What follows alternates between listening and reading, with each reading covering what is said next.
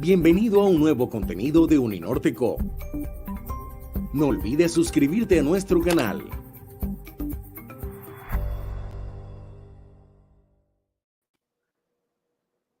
Buenos días, bienvenidos a esta primera conferencia magistral de nuestro congreso. Es para mí un honor presentarles a Adela de Castro con su conferencia COVID-19 y enseñanza remota en un colectivo de docentes en Colombia. Antes de presentar a Adela, quiero explicarles un poquito cómo va a ser la dinámica de esta sesión. Adela va a dar su conferencia. Los invito a que a medida que ella hable y ustedes vayan teniendo preguntas, las vayan escribiendo en el chat.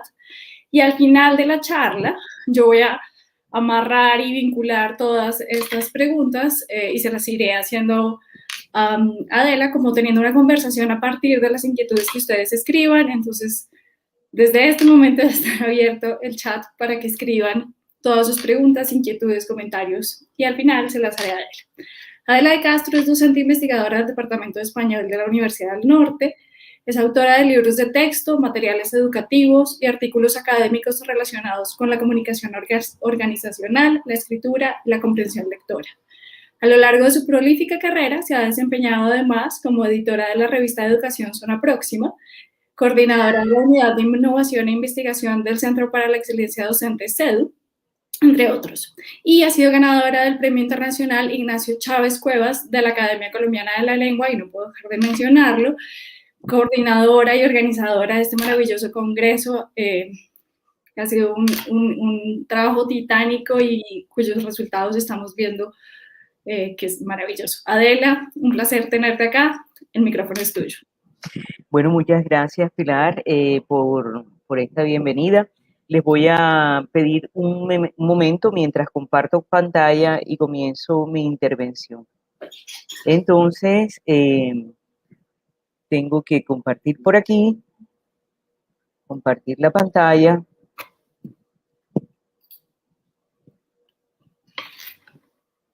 Y entonces vamos a dar inicio a mi charla.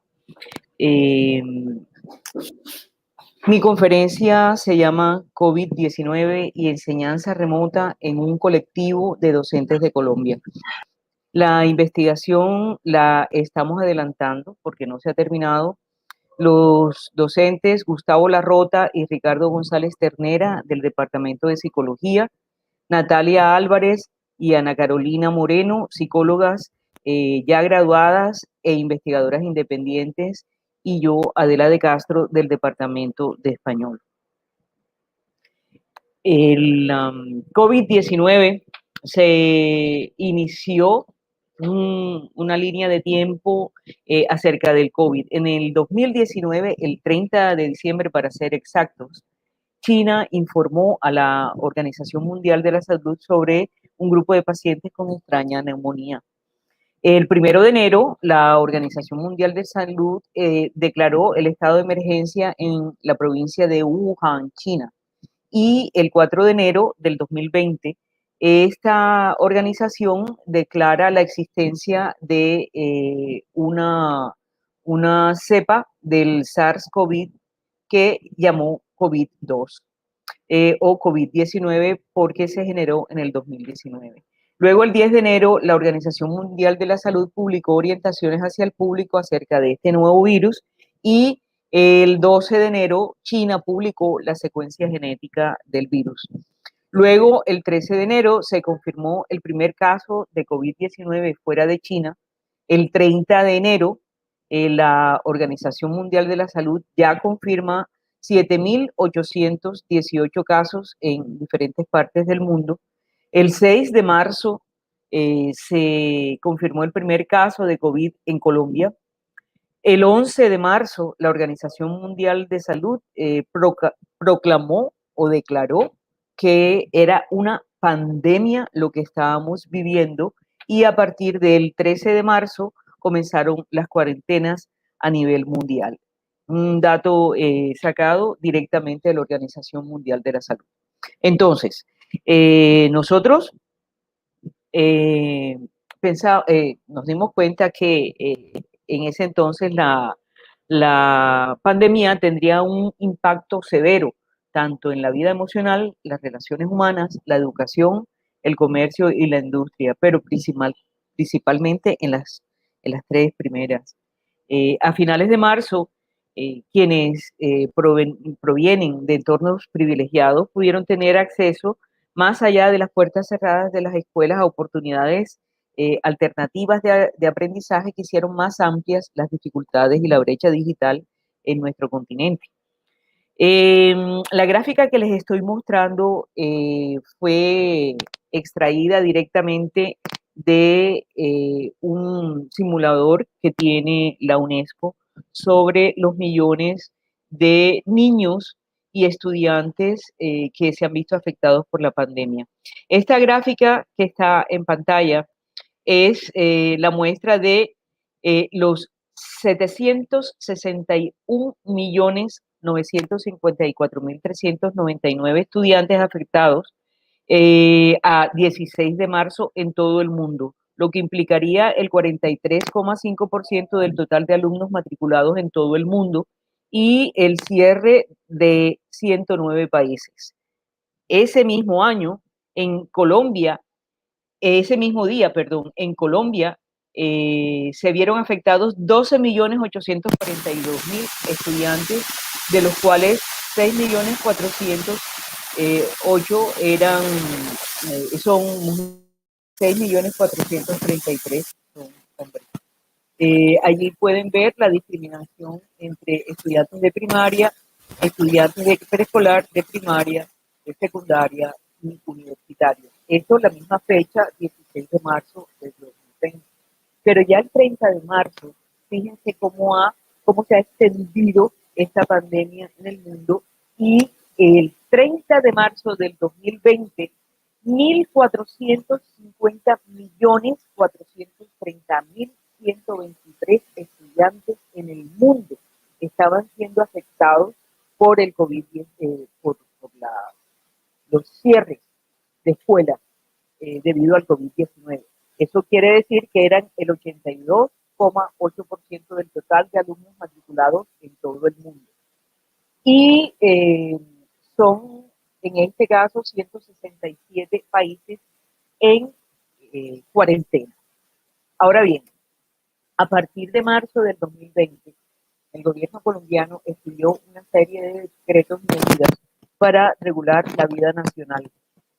Proclamar la emergencia sanitaria, mantener en cuarentena a la población, cerrar las fronteras, paralizar el transporte, paralizar la industria, suspender las clases en todos los niveles educativos mientras que se consideraba el cambio de formato en educación. A partir del 16 de marzo, la Universidad del Norte, donde nos encontramos, suspendió las clases presenciales y dio 2 semanas de receso a los estudiantes para que sus docentes pudieran capacitarse para entrar de lleno a las clases virtuales. Por tanto, la universidad se vio obligada a implementar unas políticas para salvaguardar la salud de los docentes, de estudiantes y del personal administrativo. Una de las metas que se propuso en ese primer instante fue ampliar la capacidad de la plataforma virtual. Nosotros trabajamos con Blackboard Learn y Blackboard Ultra. Ampliar las licencias de otras plataformas tecnológicas como Zoom y Meet, capacitar a los docentes en el uso de la tecnología de la información y suministrar tecnología para el estudio remoto a estudiantes que tuvieran esas necesidades. Estas son las cifras entregadas por la Oficina de Planeación. En el primer semestre del 2020 teníamos 13.188 estudiantes y 1.222 profesores. Y durante el segundo semestre del 2020, 12.416 estudiantes y 1.193 profesores. Lo que nos lleva a indicar qué tipo de capacitaciones, quién recibió capacitaciones. Bueno, en el primer semestre, el Centro para la Excelencia Docente de Uninorte, CEDU, capacitó a 1.093 profesores y en el segundo semestre a 750. Esto es a nivel de toda la universidad. Se suministraron 469 portátiles a estudiantes para que pudieran estudiar de manera remota. Y a 59 se les suministró internet porque no llegaba a las poblaciones donde viven. A los docentes se les suministraron 81 portátiles, 33 equipos de oficina, 17 iPads y 252 Wacom para que pudieran trabajar. Del Instituto de Idiomas, que es en donde se basa nuestra investigación, recibieron capacitación en uso de herramientas virtuales para trabajar durante la pandemia 173 profesores de los dos departamentos. Nuestro estudio es una investigación enfocada en mostrar los cambios metodológicos y socioemocionales que debieron enfrentar los docentes de lenguas de una universidad del norte de Colombia al tener obligatoriamente que cambiar de la enseñanza presencial a la virtual, obligados por la necesidad de vivir en cuarentena a consecuencia del COVID-19. En esta presentación del día de hoy se mostrarán datos preliminares sobre el primer objetivo específico. Nuestros objetivos fueron el general, analizar los cambios en las preferencias y usos de herramientas digitales y cambios socioemocionales producto de la crisis de la pandemia COVID-19 en los docentes de un instituto de lenguas de una universidad del norte de Colombia. Los específicos serían inventariar las herramientas tecnológicas que han utilizado los docentes para adaptarse a la enseñanza virtual, describir los cambios evidenciados y las adaptaciones realizadas por los docentes en la práctica pedagógica y describir los cambios socioemocionales evidenciados y las y las adaptaciones realizadas por los docentes en su práctica pedagógica durante la pandemia.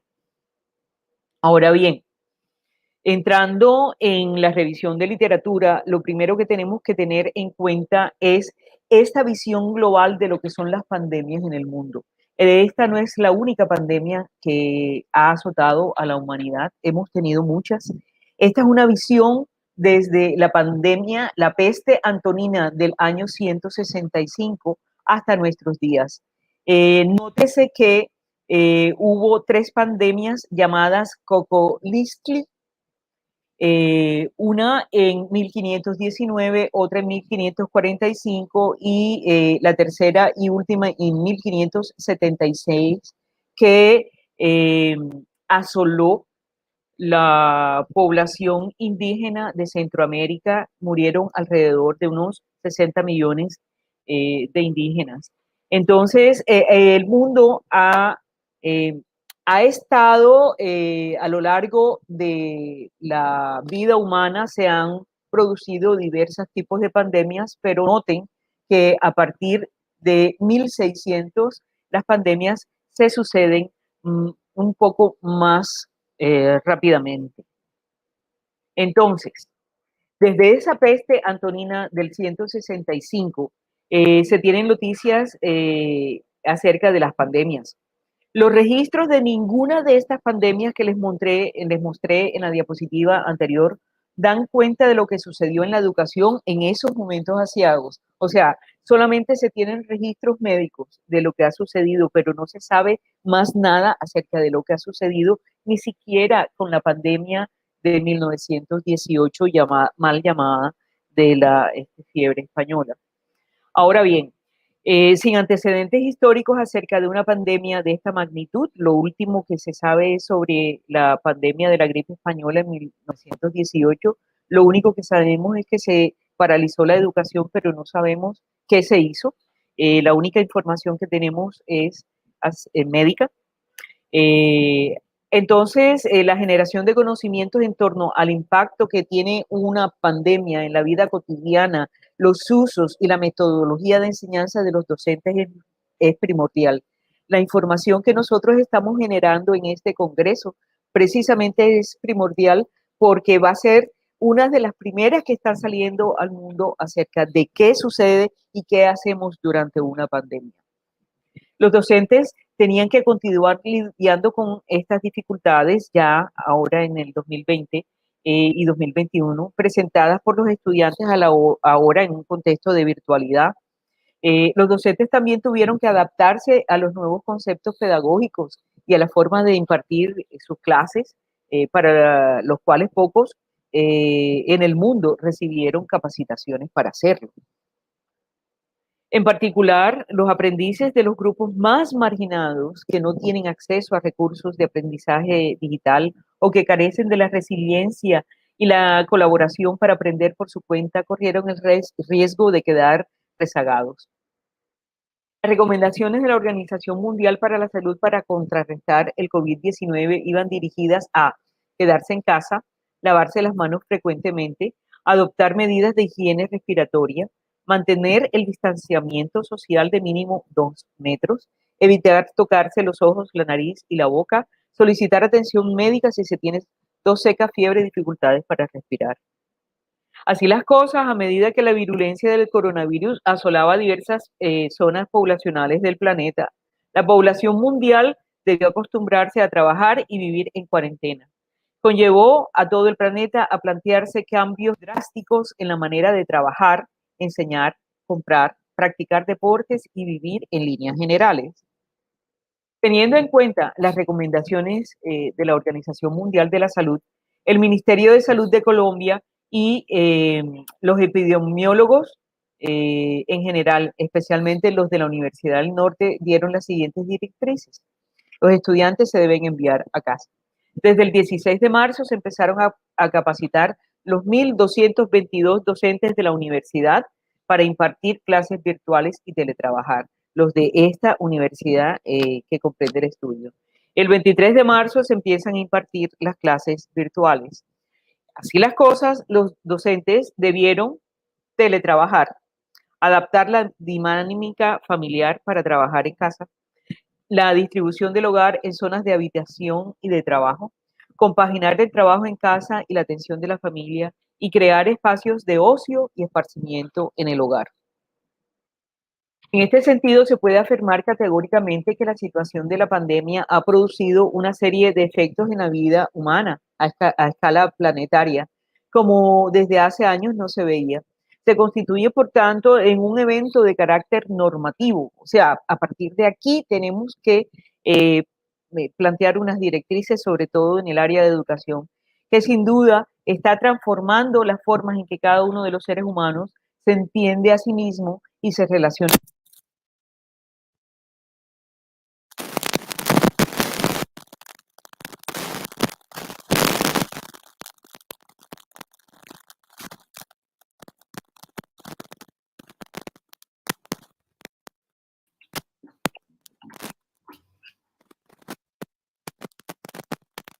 Ade, perdón, hay un problema con el audio, pero no te interrumpa. No. ¿Ahora se oye? Ahí se oye bien. Bueno. No sé si puedes, porque es como si la conexión estuviera dañada. No sé si puedes quitarlo y hablar sin él.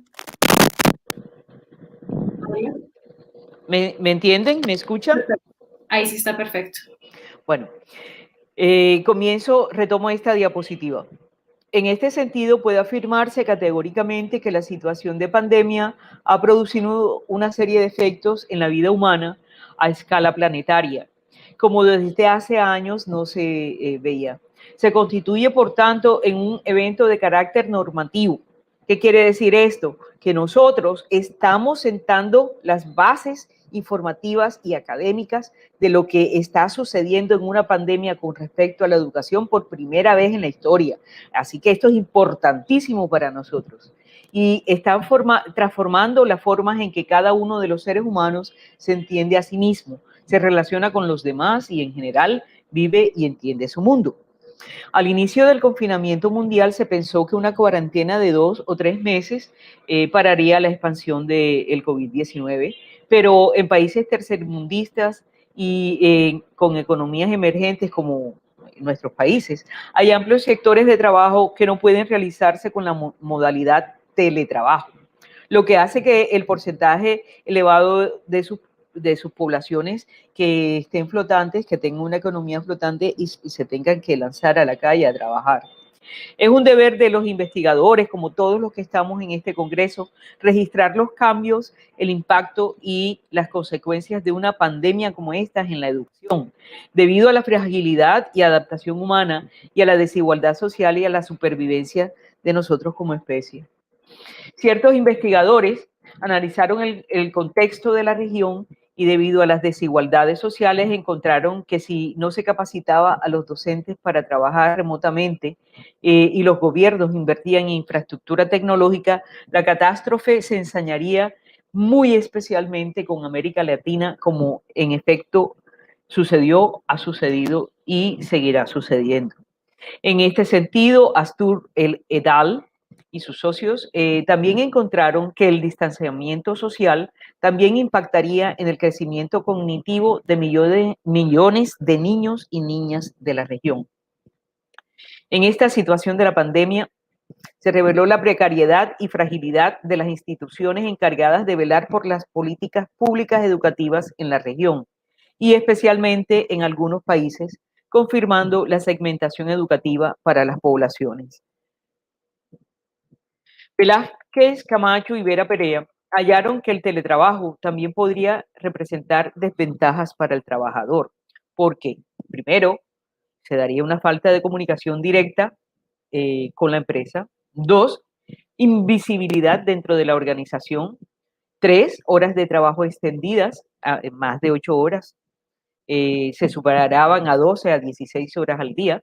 Gastos asumidos por el empleado, conflictos entre la vida laboral y vida privada, expectativas poco realistas de desempeño, espacios de trabajo no adecuados ergonómicamente, impacto psicológico y traspaso de gastos de consumo de servicios domiciliarios a los trabajadores.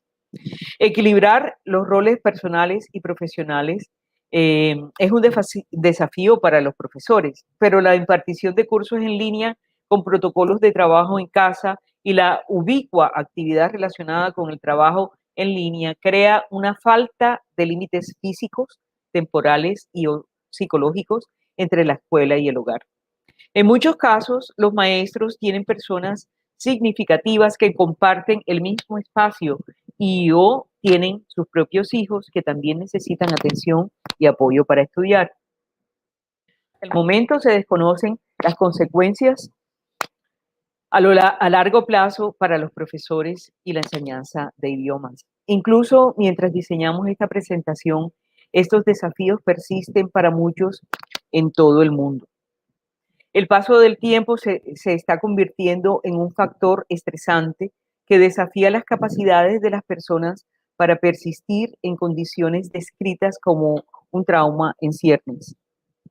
No se puede negar que la vida con COVID se ha vuelto repentina e inevitablemente más difícil y complicada para todos, incluidos los profesores de idiomas.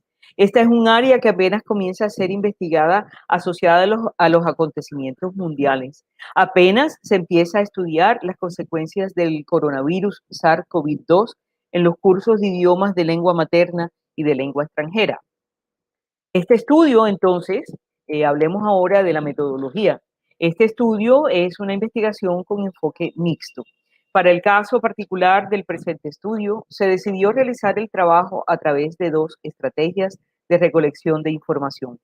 Una de ellas cuantitativa, empleando una encuesta ex profeso, y otra cualitativa mediante la realización de una serie de entrevistas semiestructuradas. Estas 2 estrategias se realizaron simultáneamente, o como se conoce en la literatura especializada, en forma concurrente. La muestra indica que se trabajó con un total de 61 personas, 34 de las cuales trabajan en asignaturas de lengua materna y 27 restantes trabajan en asignaturas de lengua extranjera, inglés, francés y portugués.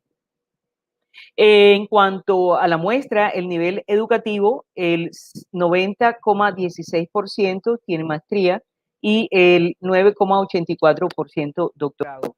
La gráfica que les acabo de mostrar presenta los rangos de edad. Estos rangos etarios, el que mayor número de personas tiene en esta muestra es el rango de 39 a 43 años de edad. Siguiendo con la muestra, el 55,74% son profesores de lengua materna y 44,26% profesores de lengua extranjera. El estado civil, tenemos que un 47% son casados, un 34% son solteros y un 9,84% en unión libre. El mismo porcentaje para separados. En los años de experiencia, la que prevalece son 26 profesores con más de 10 años de experiencia en su campo. Los instrumentos. Para realizar esta investigación se diseñaron 2 instrumentos inéditos evaluados por pares. Uno de ellos, de naturaleza cualitativa, consistente en una guía de preguntas para desarrollar una entrevista semiestructurada, y el otro, una encuesta administrada digitalmente para los participantes. La encuesta constó de 21 preguntas en las que se solicitaba información sobre datos sociodemográficos, experiencia laboral universitaria, conocimiento y uso de herramientas digitales, plataformas educativas, aplicaciones, software educativo, uso de dispositivos, sistemas de videoconferencias y sistemas de comunicación directa. Igualmente se indagó sobre la frecuencia de uso y la cantidad de horas invertidas en el aprendizaje de cada una de las diferentes herramientas seleccionadas.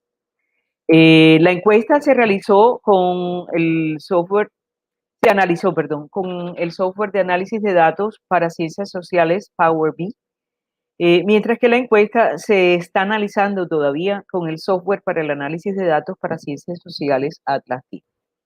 Por esta razón, como la información recabada requiere de aproximaciones diferentes, en este documento que les traigo hoy se presentan los resultados preliminares de la estrategia cuantitativa, o sea, los resultados de la encuesta. Entrando a los resultados. Los docentes indicaron un cambio en el uso de la herramienta de la plataforma Blackboard Collaborate antes de la pandemia y durante ella. El uso de herramientas como las tareas, foros y las evaluaciones dejaron de ser usadas hasta en un 30% para ser reemplazadas por otras herramientas virtuales fuera de la plataforma que se utiliza dentro de la universidad. Otras plataformas como otras plataformas que les facilitan a los docentes llegar a estudiantes y que sean plataformas abiertas de libre acceso. Los profesores incrementaron el uso de Zoom en un 36,7%, pero fíjense que también usaron Webex. La aplicación de comunicación directa con los estudiantes más usada fue WhatsApp, con una frecuencia de uso de hasta el 85,25%. Fíjense que también hay otra plataforma que es Instagram, que se usó un 34,43% de las veces para impartir clases, ejercicios, etc. Y Telegram en una proporción inferior. La aplicación que más aprendieron a usar fue Padlet, de la cual varió la utilización de antes de la pandemia en un 43,38% a un 72,41% durante la pandemia. Ya la proporción es grande. Fíjense la diferencia en la gráfica. Es una diferencia grande. Estas son las otras plataformas de las que les hablaba cuando les mostraba la diapositiva anterior. Son plataformas que están fuera de Blackboard y los profesores decidieron dejar un tanto las herramientas de Blackboard y trabajar más con estas herramientas que se consiguen en la web. Aunque la plataforma educativa más usada fue Kahoot, el 100% la conocía antes de la pandemia y 85% de los profesores la usaron durante esta emergencia, la siguen usando. Los casados aprendieron a usar otras herramientas tales como Nearpod y Quizzes, mientras que los profesores solteros se centraron en el uso de Google Suite for Education y Peer Deck. En conclusión, los resultados obtenidos describen la migración que tuvieron que realizar los docentes hacia la virtualidad. La pandemia permitió que los docentes de la universidad se vieran en la necesidad de ampliar su conocimiento y se permitieran implementar herramientas pedagógicas para mejorar el proceso de enseñanza durante la virtualidad. Para alcanzar este objetivo, tuvieron que ser capacitados durante 2 semanas por el Centro para la Excelencia Docente, CEDU. Además, conforme avanzó el primer semestre virtual y luego el segundo semestre virtual y luego el tercero, se tuvieron que realizar distintos espacios de psicoeducación para el manejo de la ansiedad fruto de la pandemia, y estos espacios los abrió Gestión Humana para los docentes que los necesitaran. McIntyre y sus asociados en sus estudios llegaron a una conclusión similar al plantear que ningún entrenamiento docente incluye tópicos relacionados con el manejo de la ansiedad y del estrés como consecuencia de una pandemia. Conú y Miller comentan que variables como el estrés, el afrontamiento y el bienestar necesitan ser tenidas en cuenta en entrenamientos docentes y sobre la influencia que ejercen sobre la práctica docente en estos tiempos. Una conclusión preliminar acerca del incremento en la familiarización y uso de plataformas tecnológicas que hicieron los docentes son los esfuerzos de los profesores por lograr adaptarse a un contexto desconocido para ellos. Entonces, conforme hay un dominio de la actividad, mayor percepción de control frente a las circunstancias tienen los profesores. Ahora bien, el proceso de adaptación alude a los recursos personales de cada docente, por lo cual es posible que cada uno haya experimentado de manera diferente los esfuerzos por familiarizarse con las plataformas tecnológicas. Esto lo vamos a saber más a ciencia cierta cuando tengamos todos los resultados de del instrumento que es la entrevista. Roma llega a la conclusión de que es necesario avanzar en tecnología que permita el seguimiento de las manifestaciones emocionales de los docentes durante la pandemia y asimismo formalizar políticas que protejan la salud física, emocional y mental de los docentes. Por otro lado, en relación con las plataformas tecnológicas, los docentes de la universidad participaron en esta investigación y evidenciaron variaciones en cuanto al uso, conocimiento y frecuencia de las diferentes plataformas. En este sentido, en los resultados se puede apreciar que el incremento en el porcentaje de uso de herramientas como las evaluaciones, los foros y las tareas reportaron valores promedios de 76,5%. Los profesores, en los profesores de español.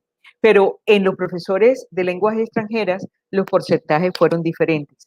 En estos profesores, las evaluaciones tuvieron un incremento del 55,6%, los foros un 59,3% y las tareas un 63% respectivamente. Uno de los hallazgos más interesantes tiene que ver con el uso de las herramientas de chat, pues se encontró que mientras para los profesores de español su uso alcanza el 58,8%, para los docentes de lengua extranjera su uso es del 33,3%.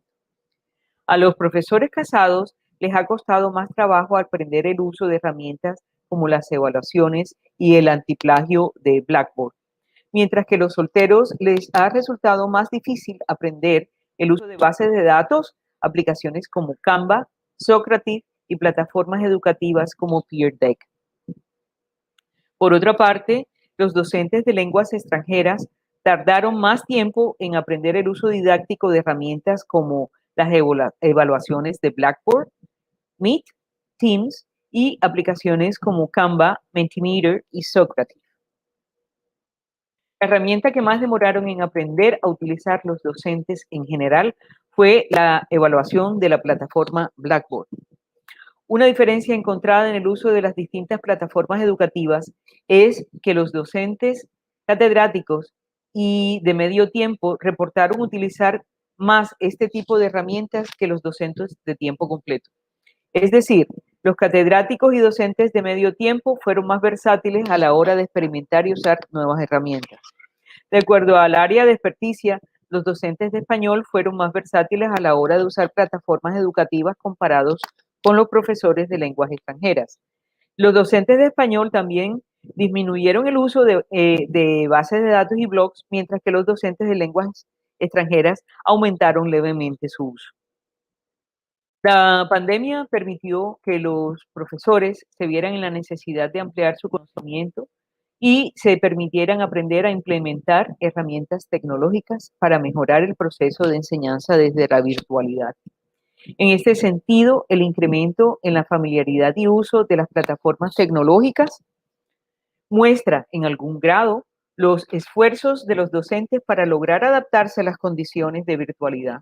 De acuerdo al anterior, surge el interés de profundizar en la experiencia del docente al tener que adaptar la metodología presencial a clases virtuales, resultados que se intentarán abordar en el informe final de esta investigación.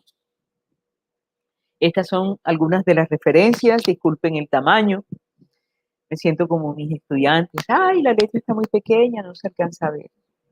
Sí, profesor. Y bueno, muchas gracias a todos de parte del grupo investigador, de parte del profesor Gustavo Larrota, del profesor Ricardo González, de las investigadoras Natalia Álvarez y Ana Carolina Moreno y de parte mía. Muchísimas gracias. Le doy la palabra a quien me maneja. Muchísimas me gracias maneja aquí todo. Por esta investigación. Una pregunta rápida, me tengo que lanzar. ¿Cuándo vamos a ver el resultado final de esta investigación? Porque está fascinante. Estamos analizando las entrevistas a profundidad que hicimos con los profesores. Algunos hablaron 1 hora, otros 2 horas, otros 3 horas, dependiendo del impacto emocional que habían sentido con esta pandemia, ¿no? Cómo los golpeó el hecho de no poder regresar al campus, dejar sus oficinas, llegar a casa, tener que desplazarse a otro país para no quedar separados de sus familias. Todo esto lo estamos analizando con la segunda herramienta. Entonces, nosotros pensamos que a final de este año ya tenemos el informe final. Bueno, esperamos con ansias poder leer este informe. Algunas preguntas del público. Nayibe Rosado pregunta, dice, dice y después pregunta, acudiendo al concepto de transferencia, ¿cuánto de lo aprendido en modo emergencia es efectivamente transferido y apropiado a las prácticas usuales de los docentes? Bueno, eso es algo que se tiene que investigar. Nosotros podemos estar mostrando, estar describiendo qué herramientas están utilizando los docentes, pero hay que entrar a profundidad a ver si esta transferencia, cómo ha impactado a los docentes o no del área. Estamos hablando del área de enseñanza de lectura y escritura, básicamente. Entonces, contestándole a la profesora Nayibe, sí, hay que entrar a... Esto es pie para poder entrar a ver esto, poder entrar a ver todo este conocimiento que se les ha transferido, cómo ha impactado su metodología, su vida diaria, su vida cotidiana. Y esto también forma parte de algunos de los resultados que vamos a dar en los resultados finales. Okay. También Nayibe pregunta, otra vez afirma pregunta. Interesante el dato del uso del chat. Me pregunto si el uso del chat más extendido en el Departamento de Español podría estar relacionado con estrategias de apoyo emocional. Podría ser. Esto lo tendríamos que ver en las respuestas de los profesores en esas entrevistas, ¿sí? Porque los profesores en las entrevistas nos hablan de cómo era su metodología antes, cómo es su metodología ahora y qué ha cambiado en esa comunicación entre ellos y sus estudiantes. Podría ser como lo plantea la profesora Nayibe, claro, sí. Y mientras te escriben más preguntas, a mí me surgieron 1000 y me gustaría saber, hay conclusiones que me llaman mucho la atención, como esto de que Sí. los solteros aprendieron más unas herramientas que los casados, los nativos del español. ¿Tienes alguna intuición? Yo no te quiero comprometer con una conclusión académica, pero alguna intuición de por dónde va esa preferencia, esas No, tendencias. como dije a lo largo de la intervención, Pilar, es esto que estamos dando nosotros y que estamos hablando, todos los que estamos haciendo ponencias y participando en el Congreso, son datos auténticos. Es la primera vez que se está investigando esto, porque nunca en una pandemia anterior se había investigado cómo impactaba una pandemia en la educación. Entonces, nosotros decidimos tomar unos datos sociodemográficos para ver cómo se comportaba sociodemográficamente esa población de acuerdo a ese estudio de plataformas educativas, herramientas digitales, capacitaciones, etcétera, y que esos profesores además fueran de español, lengua materna y de lenguas extranjeras. Entonces, toda esa información está allí para que de ahora en adelante esto sirva de pie a investigaciones que se hagan, porque nosotros todavía no hemos salido de la pandemia de coronavirus, ¿sí? Entonces, no podemos decir ni siquiera que estamos en la mitad de la pandemia, porque lo desconocemos. Sí. ¿Alguna otra pregunta? Adriana Pérez pregunta, ¿cuáles crees que son las oportunidades que dejan estas experiencias? Adriana, yo pienso que tenemos muchísimas oportunidades. Como lo dije en la respuesta anterior, nosotros en estos momentos, los docentes del mundo, estamos tomando información, recabando información nueva que no conocíamos sobre el impacto de las pandemias en nuestro quehacer. Entonces, realmente pienso que todo esto es una oportunidad para seguir investigando, porque la pandemia no ha terminado, la pandemia continúa. No sabemos si alcanzaremos en los países latinoamericanos la inmunidad de rebaño, ni cuándo la alcanzaremos, ni nada de esto. O sea, todavía el futuro es incierto, pero eso no es motivo para que los docentes como nosotros dejemos de investigar, porque esto está impactando en nuestros estudiantes y está impactando en nosotros. Tenemos que averiguar cómo está impactando. ¿Sí? Okay. No sé si le contesté a la profesora. Yo creo que sí. María Isabel Núñez tiene otra pregunta. Sí. Nos dice, ¿qué motivo separar los casados de los solteros en sus comportamientos? ¿Por qué los separas? Los separamos porque queríamos ver cómo se comportaba esa muestra sociodemográfica. ¿Sí? Nosotros tenemos los datos totales. Los profesores se comportaron, la gran mayoría utilizó esto, etcétera, etcétera. Pero por franjas sociodemográficas podemos estar dando una información que le pueda servir a otros investigadores para profundizar en esa franja. ¿Sí? Cómo impactó más la pandemia y la cuarentena en profesores solteros o en profesores casados, con hijos o sin hijos. ¿Sí? En esa misma línea yo tenía una pregunta y es ¿por qué separar divorciados de solteros? Ah, no. Eso sí. Era la minucia de esa franja sociodemográfica. Okay. Era para saber la minucia de cómo era su situación. Sí, su situación como persona. Bien. Ade, yo tengo una pregunta que no sé si vaya a ser la última porque nos quedan 10 minutos. ¿Sí? Y es una pregunta un poquito cliché, pero no la puedo evitar. Y es, ¿qué crees tú que tiene que quedarse cuando se acabe la pandemia y que no se puede quedar por ningún motivo? Por ningún motivo se puede quedar el no compartir información.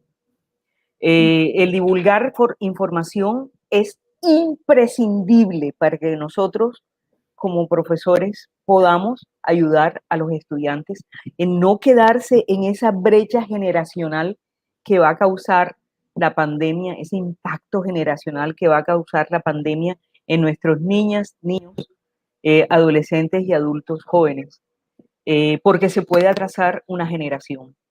Entonces, si nosotros investigamos, escribimos, trabajamos, diseminamos la información, incluso nosotros tenemos una cantidad de salas que están presentando experiencias exitosas, remotas, de enseñanza remota. Esto es clave porque nosotros podemos tomar lo que hizo una profesora al sur de Argentina y implementarlo en Barranquilla, Colombia. ¿Sí? Esto es importante porque a ella le funcionó allá, de pronto me funciona a mí aquí, claro, guardando las diferencias geográficas, pero eso es importante, eso es importante.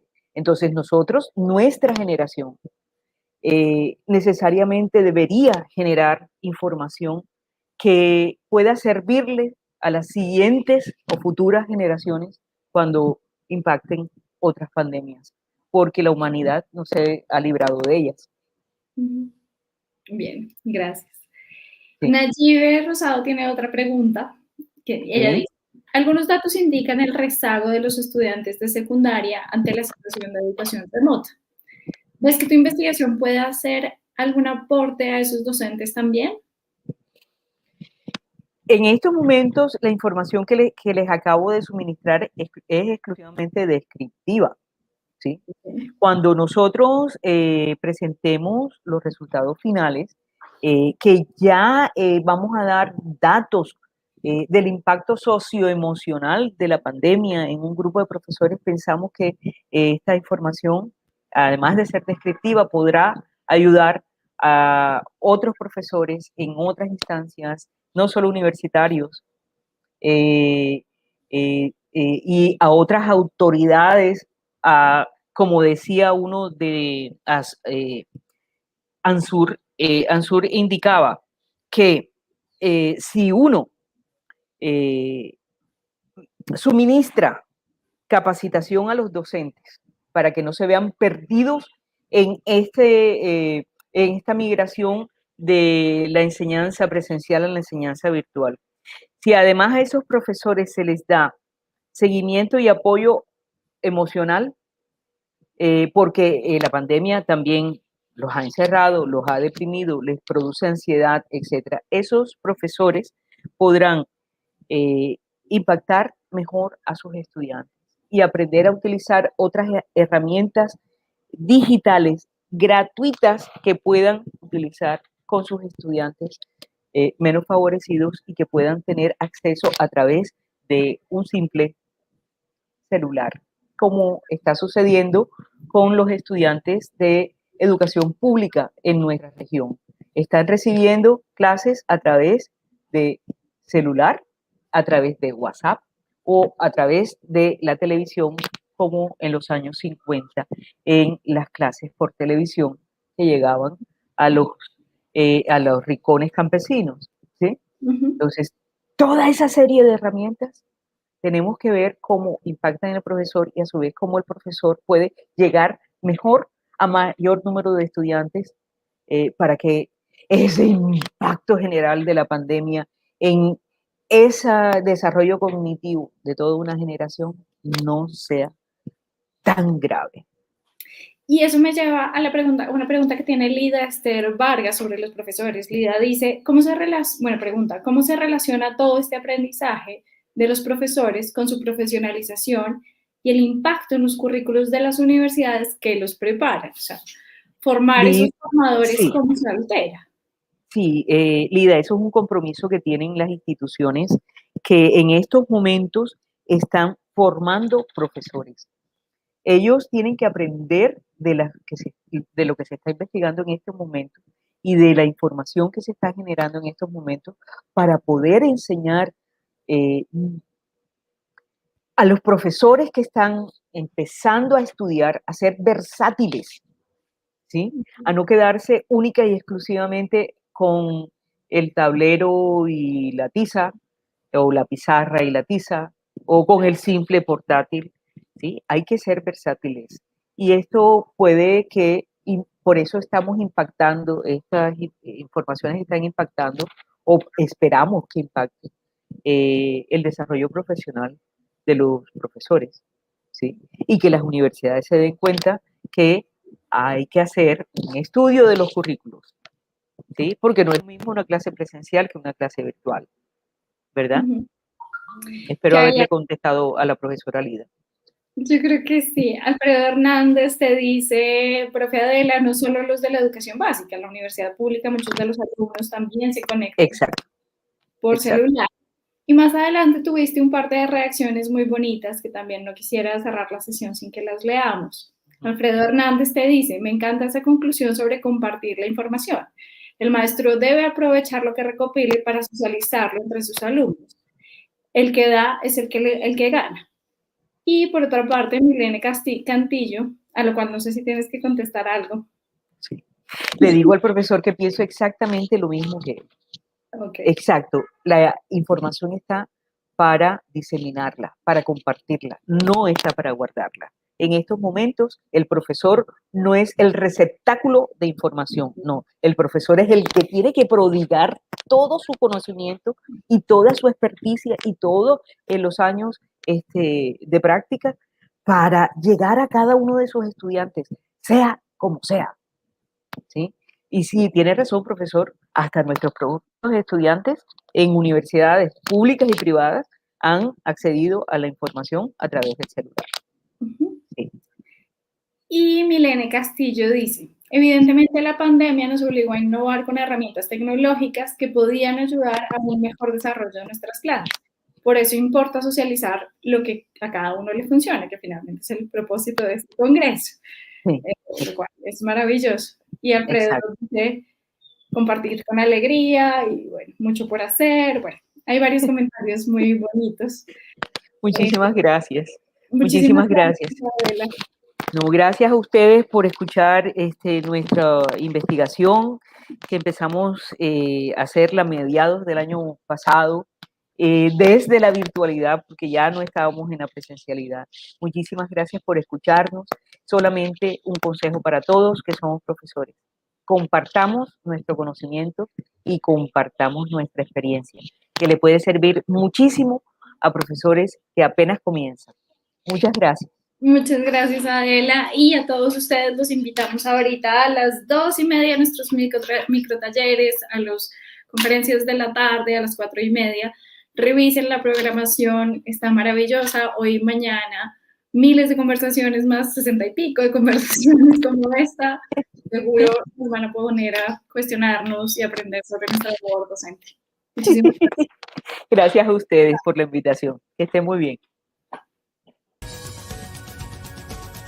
Los siguientes contenidos de Uninorteco te pueden interesar. No olvides suscribirte a nuestro canal.